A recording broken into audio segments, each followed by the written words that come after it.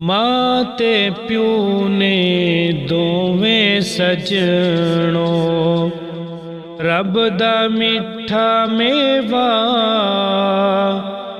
जिसने जन्नत जाना होवे कर ले दोवां दी सेवा।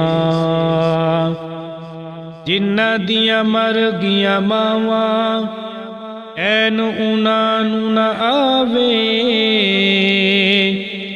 जद भी कोई ठोकर लगदी मां दी याद सतावे।